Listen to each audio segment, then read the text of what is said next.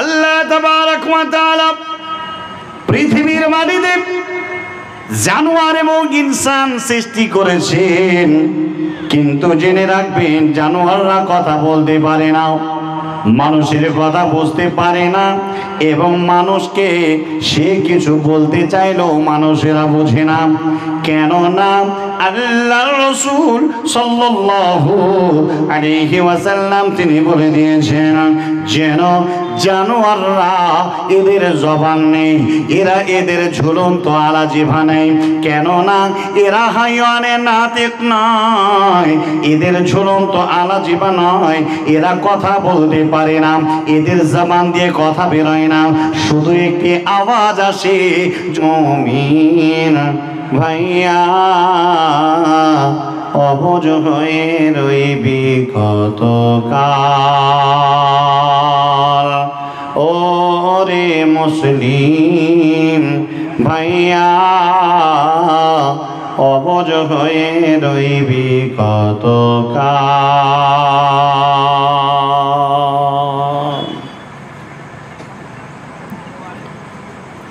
শ্রদ্ধেয় সম্মানিত আজকের সভার মহামান্য সুধী সভাপতি মহাশয়, ওই সদরে জলসা সম্মানিত আজকের উপস্থিত সুধী ওলামায়ে দ্বীন, অতিথিবৃন্দ, বয়োজ্যেষ্ঠ বয়কনিষ্ঠ দিনদার ইমানদার পরহেজগার প্রিয় ভাই সকল, পর্দা নশিনা অবলা মা ও বোনেরা,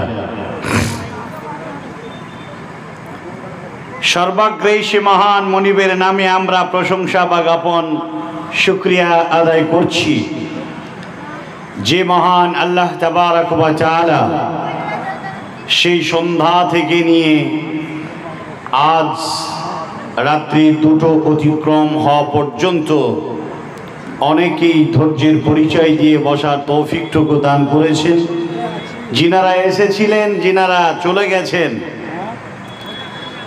আর যিনারা এসেছেন সকলকে আল্লাহ তাবারক ওয়া তাআলা এই মাহফিলের উত্তম আজর সওয়াব আল্লাহ তুমি প্রদান করো। এজন্য মহান মাবুদের নামে আমরা প্রশংসা ছোট্ট একটি শব্দ দ্বারা আদায় করি, বলি আলহামদুলিল্লাহ। তারপরে পরই মুক্তির কান্ডারি দোল সর্বহারার নেতা সরবারে কায়নাত আহমদ মুজতবা মোহাম্মদ মুস্তফা বলি সাল্লাল্লাহু আলাইহি ওয়াসাল্লাম, তিনার উপরে লক্ষ্য করি দরুদ সালাম শান্তি অগণিতভাবে বৃষ্টির ন্যায় বিবর্ষিত হোক। আমরা সকলেই বলি একবার আল্লাহুম্মা আমিন। আল্লাহুম্মা সাল্লি আলাইহি আল্লাহুম্মা বারিক আলাইহি বারিক ওয়া সাল্লিমান তাসলিমান কাসীরা। আজকের প্রোগ্রাম আল্লাহ রাব্বুল আলামিনের কাছে সর্বাগ্রে দোয়া করি, আল্লাহ তুমি আমাদের কবুল করে নাও, জোরে বলেন আমিন। যারা ছড়িয়ে ছিটিয়ে আছেন,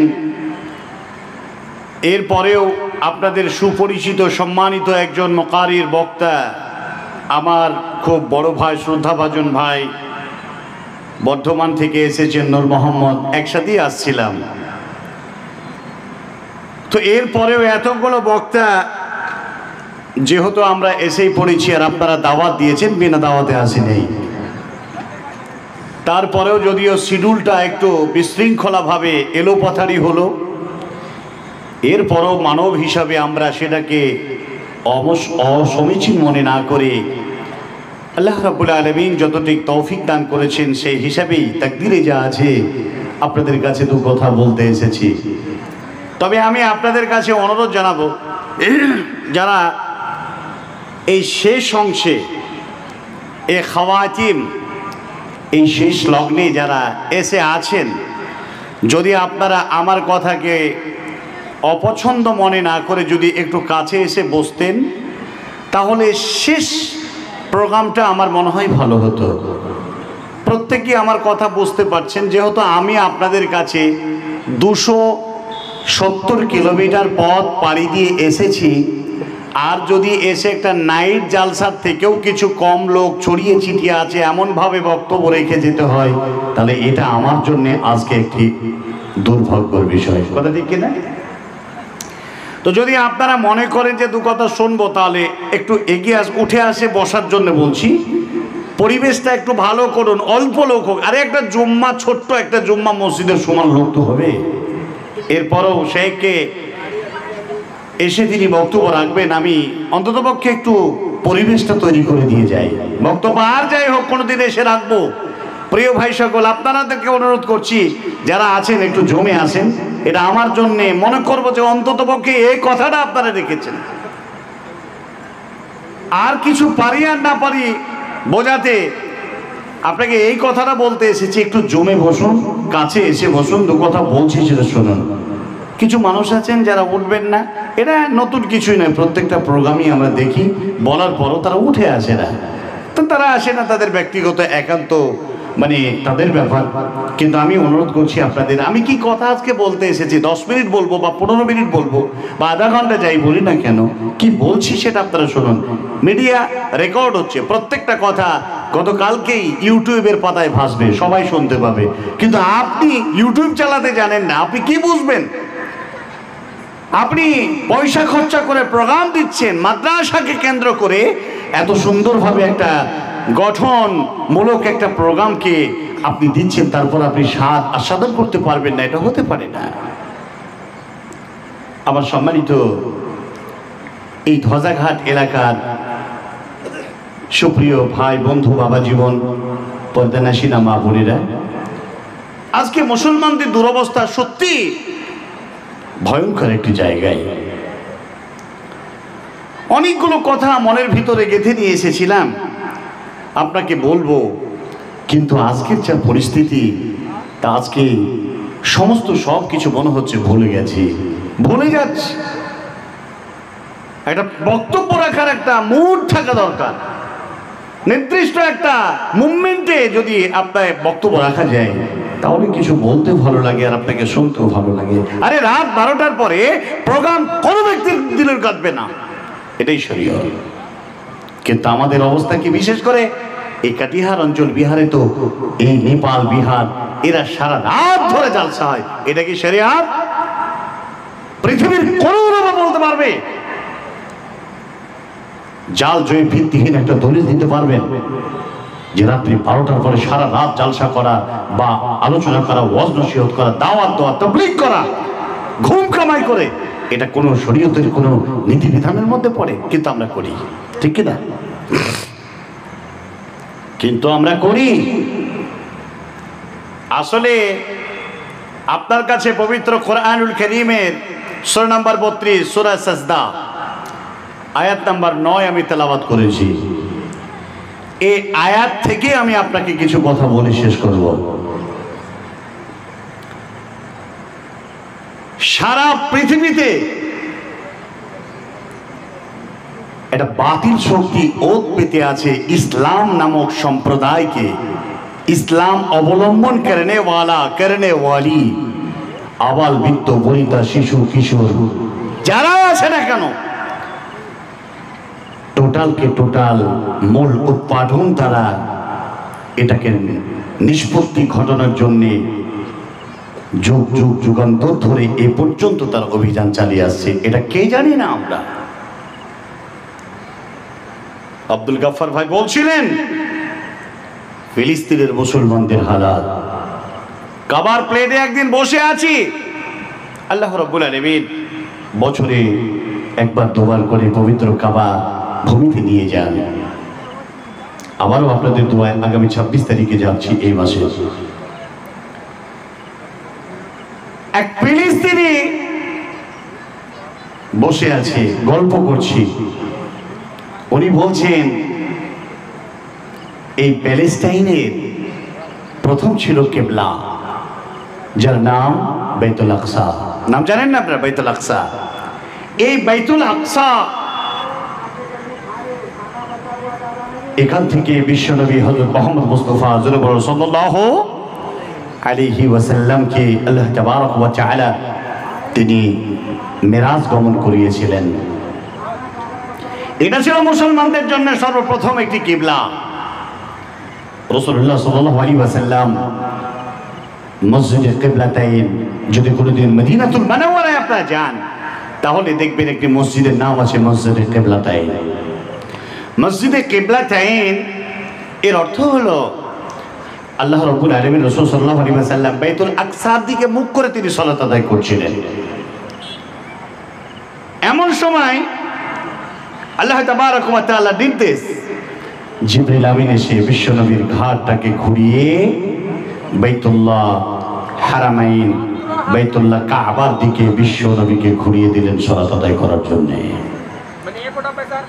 কাবা বিশ্বনবীর পেছনে ছিল, বিশ্বনবীর সামনে ছিল বাইতুল আকসা। এই মসজিদে আমরা যেমন কাবার দিকে মুতাওয়াজ্জা হয়ে কাবার দিকে আল্লাহু আকবার বলে দাঁড়িয়ে যাই, বিশ্বনবী তিনি দাঁড়িয়েছিলেন বাইতুল আকসার দিকে। তখন নির্দেশ ছিল বাইতুল আকসা মুসলমানদের প্রথম কিবলা। জিবরিল আমিন আসলেন, মহানবী সাল্লাল্লাহু আলাইহি ওয়াসাল্লামকে দুই বাহুতে হাত দিয়ে বললেন, ইয়া রাসূল, আজ থেকে কিবলা হবে কাবা। জোরে আল্লাহু আকবার। বাইতুল্লাহ কাবার দিকে মুখ করে আজ থেকে সালাত আদায় হবে। এই জন্য এই মসজিদটার পিছন দিকে, কাবার দিকে যেদিকে সালাত আদায় করে মুখ করে, তার পিছন দিকেও দেখবেন একটি মেহরাবের প্রতিচ্ছবি রয়েছে, যে এদিকে ছিল মেম্বার। আমরা যেমন মেহরাব সামনে করে সালাত আদায় করি কাবার দিকে, আর আবার কাবার দিকেও একটি মেম্বার। এই জন্য দুটি কেবলাওয়ালা মসজিদটাকে এই মদিনাতুল মুনাওয়ারায় এই মসজিদটার নাম হলো মসজিদে কিবলাতাইন। সেই ফিলিস্তিনি সঙ্গে গল্প করছি, তিনি বলছেন, আমরা কেমন ভাবে বেঁচে থাকি জানেন? বাড়ির দরওয়াজা থেকে যখন বেরিয়ে যাই তখন বাড়ির পরিবার পরিজন, বাবা মা, আত্মীয় স্বজন সকলেই জানে যে এই জায়গাতে বাড়ি থেকে বেরিয়ে গেল এ ছেলে আর ফিরবে না, একদম বেরিয়ে গেল, কবরের পানে চলে গেল। ফিলিস্তিনের মানুষেরা আজ যে বর্তমান জালেম স্বৈরাচার ইহুদিদের নিষ্পেষণ অত্যাচার নির্যাতন ইস্তেমরলার আসমান থেকে বোমা বিস্ফোরণ হয়ে এই বাইতুল আকসাকে কেন্দ্র করে আজকে যারা মরছে, রাসূল করিম সাল্লাল্লাহু আলাইহি ওয়াসাল্লামের হাদিসের ইঙ্গিত এটাই, এরা হলো নবী, সাহাবী, এদের সন্তান, এদের হলো উত্তরসূরি বংশ পরম্পরায় তারা যুগ যুগান্তর ধরে ইসলামের দুশমন। জেনে রাখবেন, আল্লাহ তাবারক ওয়া তাআলা ইহুদি এবং নাসারাদেরকে ইসলামের প্রকাশ্য দুশমন বলেছেন। এই জন্যে আজ মুসলমানরা নিজেদের সংহতিকে নষ্ট করে আজকে তারা বিপদ, আজকে তারা আল্লাহ থেকে মুখ ফিরিয়ে আজকে তারা উল্টো দিকে আল্লাহ তাবারক ওয়া তাআলার ন্যূনতমতার শুকরগুজার করে না। অকৃতজ্ঞ বান্দা। তার মাঝে মুসলমানদের কাছে এসে গেল কোরআন, যেখানে 114টি সূরা, যার মধ্যে 30খানা পারা দিয়ে টোটাল মানব কল্যাণকে, মানবের কল্যাণার্থে যে গ্রন্থ গাইডলাইন আল্লাহ দিয়েছেন, এই কিতাব দিয়ে পাওয়ার পরও আজকে মানুষের বিবেক, মানুষের বুদ্ধি, মানুষের জ্ঞান, গরিমা, চেতনা এরা এখনো পর্যন্ত ফিরে এলো না। যার জন্য আল্লাহ তাবারক ওয়া তাআলা পবিত্র কোরআনুল কারীমের মধ্যে বলছেন, বিসমিল্লাহির রহমানির রহিম ونفخ فيه من روحه وجعل لكم السمع والأبصار والأفئدة قليلا ما تشكرون।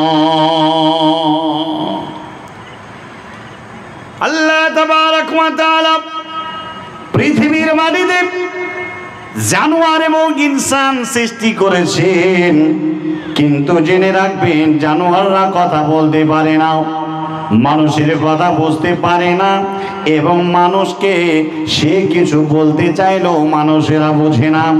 কেননা আল্লাহর রাসূল সাল্লাল্লাহু আলাইহি ওয়াসাল্লাম তিনি বলে দিয়েছেন, যেন জানোয়াররা এদের জবান নেই, এরা এদের ঝুলন্ত আলা জিভা নেই, কেননা এরা হাইওয়ানে নাতিক নয়, এদের ঝুলন্ত আলা জিভা নয়, এরা কথা বলতে পারে না, এদের জবান দিয়ে কথা বেরোয় না, শুধু একটি আওয়াজ আসে, যদি কেউ বুঝলো বুঝলো না বুঝলো।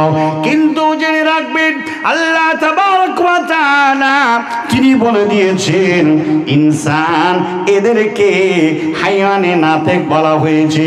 যেমন আমরা কথা বলি, কথা বুঝি, কথা বোঝাতে পারি, বুঝে নিতে পারি, যার জন্য মানুষকে হাইওয়ানে নাতিক বলা হয়। বাপজি গো, বন্ধুরে, জননী, মা, বোন, এটা ভালো করে বুঝে নিতে হবে। আল্লাহ তাবারক ওয়া তাআলা মানুষকে হাইওয়ানে নাতিক করে পাঠিয়েছেন। কথা বলা জাতি, বোঝা জাতি, বুঝানো জাতি, বুঝে নেওয়া জাতি, সমস্ত সব কিছু দিয়ে আল্লাহ সাজিয়ে গুছিয়ে পাঠিয়েছি। পবিত্র কোরআনুল কারীম কিছু বলছেন একটু আল্লাহ তাবারক ওয়া তাআলা বললেন ওয়া নাফাখা ফীহি মির রূহিহি, যখন মানুষের শরীরে আল্লাহ তাবারক ওয়া তাআলা এই রূহ ফুঁকে দিলেন, আত্মা ফুঁকে দিলেন, আত্মা যখন ফুঁকে দেওয়া হলো, আল্লাহ তাবারক ওয়া তাআলা এই বডিতে একটি আত্মা দিয়েছেন, যার নিঃশ্বাস প্রশ্বাস নিয়ে আমরা বেঁচে আছি, এটার নাম হলো আত্মা। এরপরে আল্লাহ তাবারক ওয়া তাআলা বলছেন তোমাকে দিয়েছি ওয়াজআলা লাকুমুস সামআ, কান দিয়েছি, ওয়াল আবসারা, এবং তোমাকে আমি চক্ষু দান করেছি। এরপরে আল্লাহ তাবারক ওয়া তাআলা বলছেন আমি তোমাকে এর মাঝে এমন একটা ম্যাটেরিয়াল দান করেছি, যার নাম, যে পার্টস দিয়েছি, যার নাম হলো আফইদা। আফইদা শব্দের অর্থ হলো বিবেক, দিল। আফইদা এই যে মানুষ অনুধাবন করতে পারে, প্রত্যেকটা মানুষের হৃদয়ে ভালো মন্দ যাচাই করার মেশিন আছে না নাই? কোনটা ভালো আওয়াজ, কোনটা মন্দ আওয়াজ, কোনটা ভালো, কোনটা মন্দ, এই বিবেক, ব্রেন, কান, চোখ, এভরিথিং, সব কিছু আল্লাহ তাবারক ওয়া তাআলা তোমাকে বিচার বিশ্লেষণ করার জন্য তোমার ভিতরে একটি পাস দিয়েছে, যার নাম হলো আফইদা। এই জন্য মানুষকে আল্লাহ তাবারক ওয়া তাআলা কিয়ামতের কোটে হিসাব নেবেন। এই জন্য মানুষের আল্লাহ রাব্বুল আলামিন ওই দাউদ পরীক্ষায় তাকে পাস করিয়ে জান্নাতে দেওয়া হবে না। কোথায় কি বলছে, কত টাকা? শেখ মোহাম্মদ সাগির 2700 টাকা, সাগির 2700 টাকা, সাগির পানওয়ালা তিনি 2700 টাকা দিয়েছেন। আর একজন ছেলে 100 টাকা দিয়েছেন নিজের দাদু, একজন ছেলে 100 টাকা দিয়েছে নিজের দাদুর জন্য দোয়া চেয়েছেন। আলহামদুলিল্লাহ ভাই, শেষের বেলায় এই প্রতিষ্ঠানটাকে ভালোবাসার জন্য আপনারা আগে থেকে নিয়ে যাওয়ার জন্য দিল থেকে ডোনেশন করেছেন, আবারও করুন। আমি মূল্যবান কিছু কথা তথ্য একের পর এক এগিয়ে নিয়ে যাওয়ার চেষ্টা করছি। শেখ আসছে নাকি? কই শেখ আসছে? উঠেছে? হ্যাঁ, আল্লাহর কাছে দোয়া করি প্রিয় ভাইরা যারা বসে আছেন সকলেই এই দাতাদের জন্য একটি দোয়া।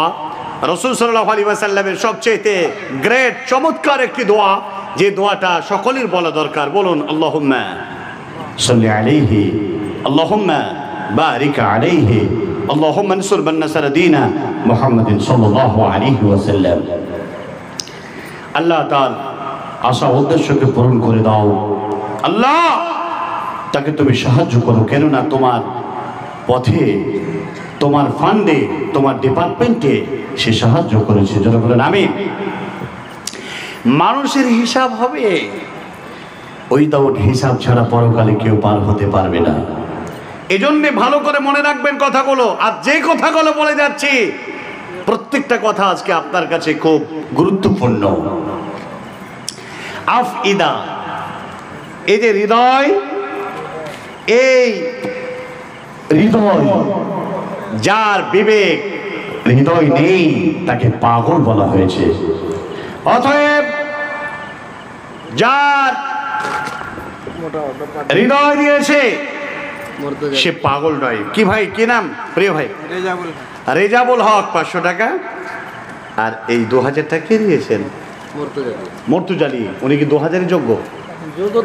আসেন ভাই, আমার একজন ভাই, কি নাম?